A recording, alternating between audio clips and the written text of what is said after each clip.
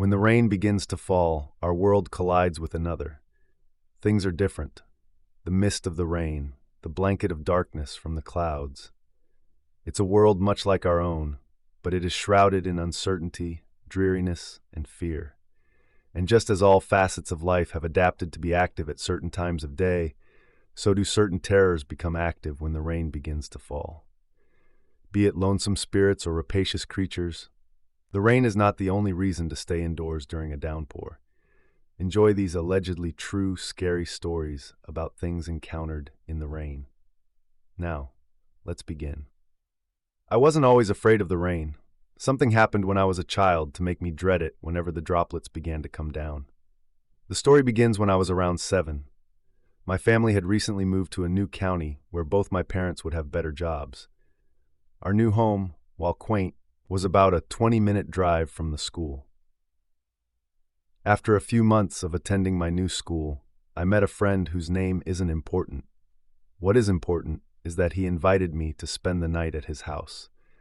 My parents were easygoing, so they immediately said yes when I asked if I could spend the night with him on Friday. When the time came around, we both walked to his house, which was even closer to our school. What I didn't know at the time was that he didn't ask permission from his parents for me to go to his house. And the closer we walked towards his house, the more paranoid he got, until he wouldn't let me inside. He apologized over and over, saying that he thought it would be a good idea just to have me come over, as he was afraid that his parents would say no if he just asked. He thought that if he just brought me over instead, unannounced, they would have no choice but to say yes. But now he was terrified that he would get in a lot of trouble, and he changed his mind. We were at the door, and he got inside first, closing it on me. He had opened it just a crack to explain this to me. He was crying, telling me that he was very, very sorry, but I needed to go home before his parents got home. Just some silly kid controversy. That guy was my best friend at the time, so 7-year-old me, though sad, knew that I had to walk home now, because A, I didn't have a phone to call my parents at the time, and B, if I stayed any longer, even to use my friend's phone, his parents might show up, and I did not want him to get in trouble. I had no other choice but to walk home myself. The problem with that was that it was about to rain. The skies were cloudy and dark now, despite it being about 3:45 in the afternoon. Choking back tears at my disappointment and feelings of betrayal, I began my walk home. Now, in my child mind, I thought I would be able to walk home really quick. All I knew was that the drive to school was always fast, so the walk home would be no different. I was dead wrong. After walking for a straight hour and not even being halfway there, the rain started to come down, and I was scared, homesick, unfamiliar with my surroundings. I panicked and looked around, and soon noticed the edge of a forest nearby, and then the memories came flooding back. I was pretty sure then that those were the woods my cousin and I played in last year. We had roamed around in them and pretended to be Jedi from Star Wars for hours, until making it to the other side, which was here, right by the road I was walking on. I was sure of it. Not sure if my face was covered in tears or rain or both. I wiped my eyes dry, and I began to approach the forest. To my relief, things did look familiar. There was that tree with a knot that looked like a face. That ages-old and decaying tree stump we found that had a snail on it. Yeah, if I kept walking, I thought to myself, I'd be in my own backyard. Once again, my underdeveloped brain didn't realize how far out the woods were, and that it wasn't a shortcut at all. It would actually take me much longer to make it home through these woods. But I'm sure even if I knew that at the time, I wouldn't care. I'd rather walk a familiar, longer road than a shorter, unfamiliar one. I walked and walked and walked, the rain coming down more and more, and the sky growing darker by the second. I have no idea how long I'd have been in there when the skies began to dim even further, signaling that the sun was going down. Had it really been several hours, the tears were rushing back. I knew I was going the right way, but why wasn't I seeing my backyard yet? The porch light, the window into the kitchen, both of these things were always visible from a distance, and yet everything was getting darker. Tired and scared, I found some shelter under a tree. I sat there atop some damp leaves. I rested my backpack on my head in a desperate attempt to shelter myself from the rain that got through the leaves above me. After all, it was early autumn, so half the leaves were on the ground, while half of them remained on their branches. I just wanted to rest my legs for a while, then I would keep walking. I would make it home soon, I reminded myself. But before long, I fell asleep. When I came to, I felt a tickle on my nose. I opened my eyes and saw nothing but blackness. Reflexively, I swatted at my nose, thinking there was a bug on it. I realized it was dark out still, but not pitch black, and there was no bug on my nose. What was touching me and covering my eyes was long, black hair. There. It's all going to be okay. A strange, phantasmic voice echoed behind me, just behind me. My eyelids shot straight open. I stopped blinking for a while. I stopped breathing for the next few seconds. Realization after realization came to me. There was hair in front of my face that wasn't mine. 2 arms embraced me around my waist from behind, skin pale. There was someone sitting right behind me, between the tree and myself. "Don't you love the rain? It's so beautiful." She whispered again, right into my ear, goosebumps appearing all over my body. I could feel it. Not to mention this person sitting behind me now. She was freezing cold, colder than the raindrops that fell on us. I'd never been more scared. I remember at one point I screamed and nothing came out of my mouth. Not a sound, as if I had pushed my body so hard that my voice box just broke or failed on me. I sat there petrified, afraid to move or react, because I could see her fingers. Mounds of dirt lay underneath her fingernails, which were shredded and torn. There were cuts and bruises all over her fingers and hands, dirt all over her skin. It looked like she had crawled over the ground with only her hands, in a rainstorm, no less. "We can stay here forever, you and I, no more alone." Suddenly, her hands began to move up my body until they were covering my face on both sides. She began to squeeze my face, digging her dirty nails into my skin until it hurt. It burned like nothing I'd ever felt before. Just as I was about to scream again, and probably failed doing so once more, I heard a voice calling out for me. A different voice. "Corey." It was my dad. The moment his voice reverberated through the forest, the long black hair suddenly shot upwards and the nails sliced upwards across my face. I heard whoever or whatever had been behind me suddenly scurry upward at an impossible speed. I looked up just in time to see her black, long hair and pale, nearly white skin fade into the branches above. She hid herself and disappeared into the sparse leaves. I sat there alone, waiting for my parents and apparently a search party they'd gathered. I just couldn't take my eyes off of the branches, waiting to see movement, waiting to see flashes of pale skin or long black hair. I was soon discovered and taken home, given hot chocolate and a heated blanket, as well as a big late dinner. Lacking emotion, I devoured my food, my mother and father barraging me with the same question over and over. How did I get those cuts on my face? Eventually I would reply, letting them know about the lady in the forest, the woman in the tree. But they were having none of it. Before long, they came to their own conclusion that despite the marks looking like claws or nails raking across my face, I must have cut myself on some thorns. And that's my story. These days, whenever it rains, I can't help but think about that day. The day that I thought would be fun, spending time with my then best friend. The day I felt abandoned and alone in the rain, when something else came to find me. I had a rough childhood, and consequently I've buried most of my memories from back then. There is one memory I've never forgotten, one that not only shaped the man I've become, but also forged my perception of life and the universe itself. I was 11 years old, the age when you can't walk a mile down the road, but you're perfectly fit to babysit your little brother all day. That was precisely the case for me. My mother was single and received no child support, as she didn't know which junkie my father was.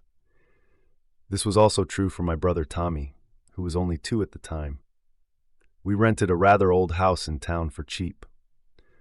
Mom had just landed a new job at a nursing home as a nurse aide. I was switched to homeschool so I could take care of Tommy all day while she was at work. Before she got the job, she used to take me and Tommy to the riverfront park every day. But we hadn't been back to the park since she was hired. Every time she got the day off, it rained. and since the park was located in a flood zone, that eliminated all chances of us going. I begged her to let me walk the quick mile there on my own, but that was out of the question to her. I started to fantasize about going to the park while she was at work, and after a few days I mustered up the courage to actually do it. I set my alarm clock to wake me up 20 minutes after she'd left so I could be back before even Tommy woke up. I didn't like the idea of him being hungry because I wanted to swing. I laid out my outfit the night before. It consisted of a hat and sunglasses in case someone we knew drove by.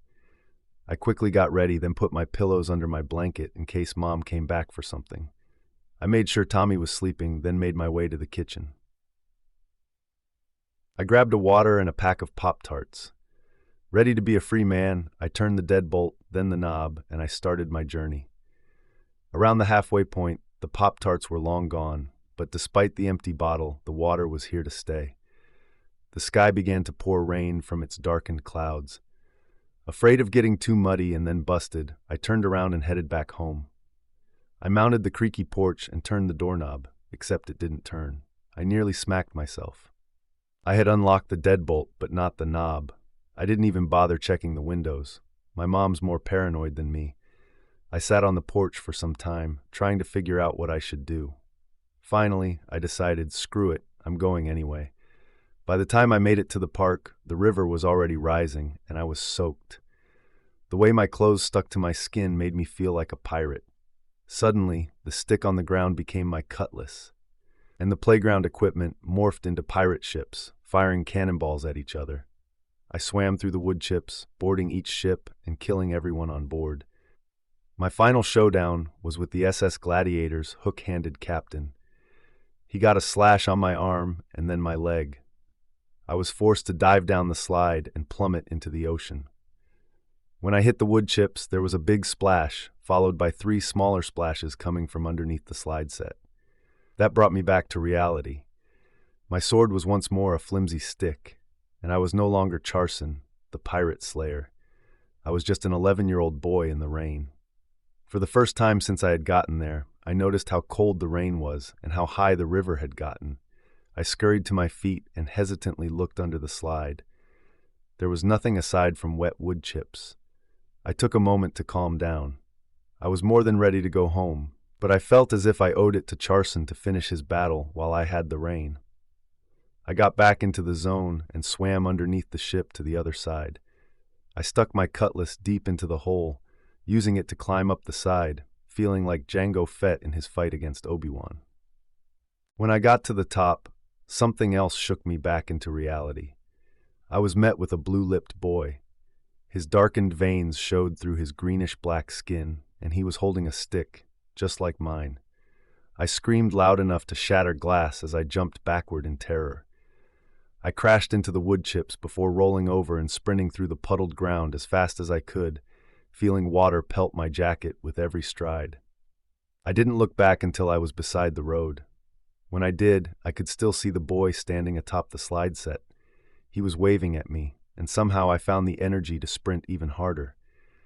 My mom returned to find her son petrified, muddy, and wet, curled up on the porch, Tommy's hungry cries blaring through the old walls. She gave me the worst spanking I've ever had, but I didn't get grounded. When I told her what happened, she looked as if she'd seen a ghost. She told me when she was a little girl, a boy she went to school with was playing in that same park during a flood and was taken by the current. This happened when I was living in Mexico. I was 14 years old and it was the rainy season. One day I was hanging out with my cousins. One of them told us that the night before he had heard La Llorona, and the rest of us began laughing, because as much as we were into the paranormal, we never expected one of the popular legends to happen to us. So he told me that if I wanted to sleep over that night, as it was supposed to rain again, and a river forms up by his house, that's when she appears, so I could see her myself. Well, I was curious, so I said yes. Later on that night, we were watching TV. It was me, my 2 cousins, my aunt and uncle. But my aunt and uncle had already gone to sleep. It was 3 a.m. when my cousin started hiding under his blanket. I asked him what he was doing. He began to explain to us that it was about to start. I asked what he was talking about. He said that it started last night. The dogs were going to bark, and as soon as he said that, the dogs did begin to bark. He then said the cats would start fighting too. And once more, the cats began to fight each other. And if that wasn't enough, he said that the chickens and cows were going to go crazy, and at that moment we heard them making a ruckus outside. While he was saying all that, I was beginning to feel scared. He was clenching onto the blanket even harder to the point that his hands were shaking. Then he said that all the animals were going to stop making noise at the same time, and as soon as he finished that sentence, all of it stopped. Not a single cricket was making noise anymore. The night was dead silent. At that moment, my cousin said, "She's coming, she's coming." In my fear, I asked him who was coming, as if I didn't already know who he was talking about. I didn't want to believe it. And then we heard it, a wail in the distance. I was asking my cousins to go peek at the window to see if they could see her, but the one under the blanket would not move.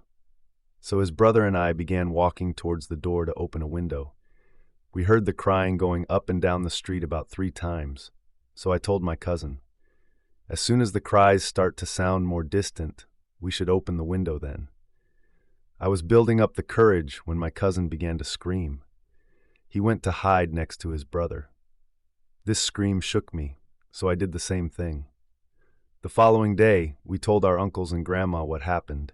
They took it as a joke, but my grandma in a serious voice told us that her wails are the exact opposite of what they sound. You see, she said when it comes to La Llorona, when you hear her cries close, she's actually far. And when you hear her far, she's very close. She said it was good that we didn't look out the window, because one of us may have been taken. Just as a heads up, this story does contain graphic descriptions of my dog who sadly perished during the incident. I live in a small rural town in Pennsylvania. My house is located deep within the woods, and my nearest neighbor is roughly 4 to 5 miles from me. Let me start off by saying I love the forest. I love nature itself, and as a child, my grandma would always tell me that the woods would protect me. Yeah, I know, sounds kind of odd, but I did believe her a bit. I'll tell you why later on in the story. She was also Native American. She believed in lots of supernatural stuff. To get things started, the woods near my house had a trail which led from my backyard into a dense part of the forest. Most days I would bring along my dog, Zero, a black pit bull who was nothing but loving towards anyone he met, especially me. I did so often that it became a part of my daily schedule. I would go out around 4 to 7 p.m., I'd bring my dog and sit on this big but flat rock that was located near the end of the trail. Usually I would smoke and think about life and play with Zero. I should have mentioned this first, but every time I'd walk in, I would feel as if someone or something was watching me from afar, and Zero would sometimes look into the wilderness as if he caught sight of something. I can assure you I got the sense that I was being watched over. Dare I even say protected at times. Even when I got that feeling, the forest was alive. It felt as if everything there was residing peacefully. I would sometimes ask my father what kind of animals he thought resided in our part of the woods. He just mentioned the basic things, like deer, squirrels, your occasional bear or two, but nothing I should be highly afraid of. He also reminded me that Zero was with me, he'd protect me. So every day I'd walk in those woods, joyful and full of peace, not a single drop of worriedness. But then it happened. This incident took place 3 years ago on the month of February. I got out of work and I was eager to smoke and relax in the forest for a bit. By the time I got home, the sun was already setting, but I decided to still go out, as it wouldn't be the first time I went out after dusk. I got my smoke, my dog, and a pocket knife, which I only used to carve things into trees and such. I also brought a flashlight. By the time I got out of my house, the moon was out, and there was a graceful breeze in the air. I turned on my flashlight and started on my small journey. After a few steps, I suddenly heard my dad call out my name. I turned back, thinking he just got home, but soon I realized his car wasn't there. I was a bit confused, but I shrugged it off on me being exhausted from work. As I was walking towards the flat rock, Zero seemed to be a little bit wary. He kept looking around with his ears straight up. I didn't think too much about it. I kept calling him over so he would be closer to me, and he listened. At some point during the walk, I did realize that I wasn't getting the feeling that I was being watched as I usually did, and the woods were awfully quiet. The sound of my boots hitting the ground and your occasional twig snapping were the only sounds that occupied the night. I finally made it to my spot. I sat down and started smoking. Nearly 30 minutes passed, and I'm petting Zero, who was acting kind of strange still. I realized Zero was focused on a singular portion of the area. The area was surrounded by trees and a cluster of bushes in the bottom. I pointed my flashlight to that area, thinking that I'd see a deer or some wild animal, but I saw nothing. I turned my head so I could use my free hand to pet Zero, and as soon as I turned my head, a feeling rushed over me, something I've never felt during my time in the woods. It was a feeling of pure fear. Then I hear it. "Brian, where are you?" It sounded just like my dad, but something was wrong. It was unnatural, as if someone recorded his voice and started playing it. I turned my head, and in that moment, the hairs on the back of my neck started standing up. Slightly apparent by the tree in front of me, I could see half a body, roughly 7 to 8 feet tall, and a head which looked like a deer, but the skin was, well, falling off, revealing a skeletal snout. The antlers were all deformed and unnatural looking, and it had sharp teeth all equal in size, filling its mouth. One arm was gripping onto the tree, and it was so long it looked like it could well easily pass its knees, with hands that showed long, sharp claws, and eyes that were yellow and reflecting the light from my flashlight. At the same time, its sharp gaze pierced my soul. Then it spoke to me, something that will haunt me for the rest of my years. "There you are." I was going to book it, until Zero went crazy and lunged headfirst towards the creature. The creature moved back behind the tree, away from sight, and Zero headed right for it. I stood in shock. I couldn't believe my dog ran right towards it. Barking and scuffling soon filled the air, then a slight thud, and pure silence filled it afterwards. I knew it then that my dog had been killed. Tears ran down my face, and utter fear filled my body. I was frozen. I couldn't run. Then from out of the bushes, Zero had come back, but instead of running to me, it appeared as if that creature had slid him towards me, and what I saw scarred me. My Zero was there lifeless, a gash on the side of his body. I panned my flashlight back towards the tree, and once again with its arm across the tree, it stood there looking at me. I could have swore it smiled.